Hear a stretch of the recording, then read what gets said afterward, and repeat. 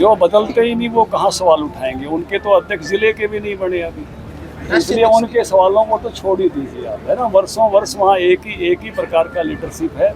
हमको तो अपने 14 करोड़ कार्यकर्ताओं में से हम तय करते हैं, और 14 करोड़ कार्यकर्ताओं में से तय करके हमारा संगठन पर्व चल रहा है। और आप ही कह रहे हो, मैं नहीं कह रहा, कि बहुत जल्द जो है वो 23 राज्यों के प्रदेश अध्यक्षों के चुनाव हो गए हैं। कुल 37 राज्य हैं, वैसे 36 हैं। हम बम्बई को एक राज्य के रूप में जो है अपना संगठन बना के चलते हैं, उसमें से 23 के संपन्न हो गए हैं। और जिस दिन भी हमारे चुनाव अधिकारी तिथि रखेंगे, उन्हीं 2 दिनों के बीच में एक दिन नॉमिनेशन होता है और अगले दिन जो है चुनाव हो जाता है, उसी दिन चुनाव हो जाएगा। इसलिए संगठन पर्व चल रहा है और बहुत जल्द ही जो है जो जगह बची है सब में भी ये चयन हो जाएगा। अच्छा सर, आपने एक स्पीच में एक बड़ी बात कही आपने स्पीच में कि कुछ रूठना नहीं चाहिए और जो गलतियां हुई हैं उनको सुधारा भी जा सकता है। क्या लगता है कि जिस तरह से ये कहा जा रहा था कि जाट समाज जो बीजेपी से उठा हुआ था, क्या उसके संदर्भ में इस तरह की बात? 2 लोगों ने अलग अलग बातें कही, आप 2 लोगों की बात को जोड़ रहे हो। कुछ भाषण महिपाल जी का था, कुछ भाषण मेरा था। तो महिपाल जी वाले सवाल आप महिपाल जी से करेंगे। जाट समाज कभी रुकता नहीं है। सर्वाधिक बड़ा वोटर भारतीय जनता पार्टी का जाट समाज है, अगर आप परसेंटेज के हिसाब से देखेंगे। आज भी सबसे हर समय में सर्वाधिक बड़ा वोटर वही रहा है, क्योंकि जाट समाज की यहाँ संख्या जो है वो हरियाणा में अच्छी है।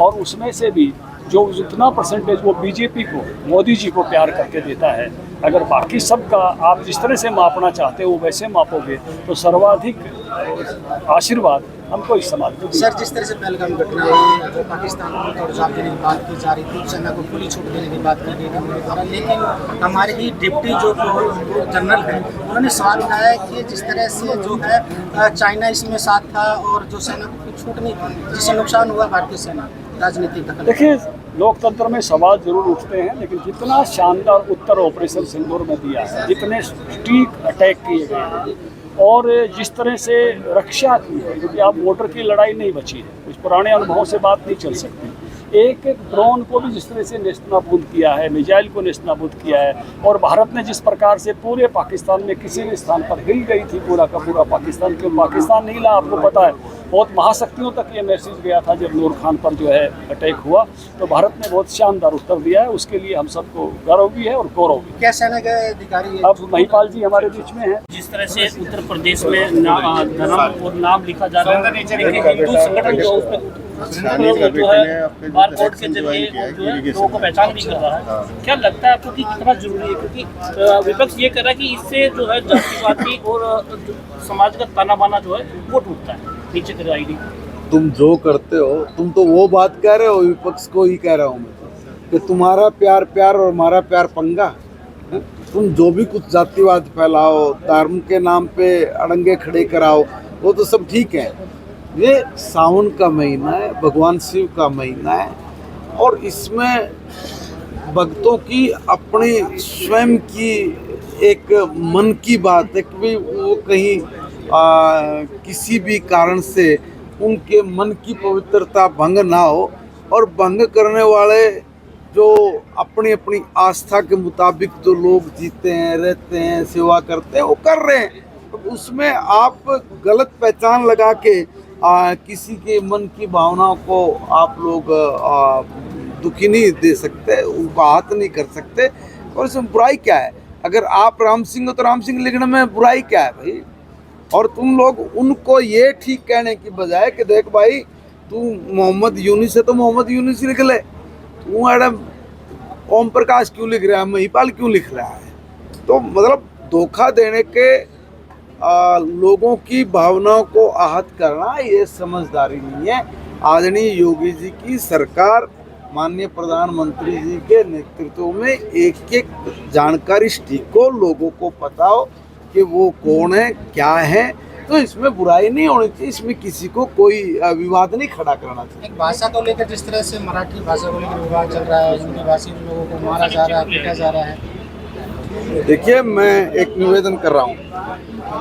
मैंने पहले दिन से कहा था कि हिंदी हमारी राष्ट्रभाषा है और हम अपनी भाषा से हम लोगों को प्रेम ये स्वाभाविक बात है, होना चाहिए। वो हमारी आम बोलचाल की भाषा, जितना भी भाषाओं का ज्ञान होगा उतनी हमारे वृद्धि होगी, समृद्धि होगी। भाषा ज्ञान कोई बुराई नहीं है, मगर किसी पर ये थोपना कि भाई यही बोलो, ये गलत है। देखिए, ये देश सबका है और सब इस देश में, कोई हिंदी भाषी ये नहीं कहता कि भाई तू तेलुगु बोल जरूरी है या मराठी बोल ये जरूरी नहीं। भाई, मुझे जिस भाषा का ज्ञान है मैं उसी भाषा को बोलूँगा। अब अगर एक भाषा मुझे नहीं आती, आज मेरी उम्र ये है कि मैं नहीं सीख पाऊंगा, तो मुझे लठ मार के थोड़ी सिखाओगे आप लोग। तो इसलिए जो भाषा जिस व्यक्ति को आती है वो उस भाषा में अपनी बात कहीं समझा सके, कह सके, उसको जिसमें कोई परेशानी कठिनाई ना आए, अगर वो उसका उपयोग करता है तो उसमें किसी को कोई आपत्ति नहीं होनी चाहिए।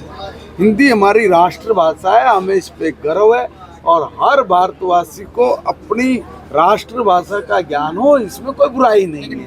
मगर जो हमारे क्षेत्रीय भाषा हैं उनका क्षेत्रीय भाषा में बोलना, काम करना, ये कोई किसी को विरोध थोड़ी नहीं है, वो होना ही चाहिए, वो कर रहे हैं। मगर ये जबरदस्ती करके कोई चीज़ करना, वो मैं समझता हूँ कि शायद अपने समाज के लिए ठीक है। चुनाव आयोग जिस तरह से बिहार में एनआरसी लागू करने की साजिश है, जिस तरह से उन्हें वोट के नाम पर जो आधार की पहचान। जय श्री राम।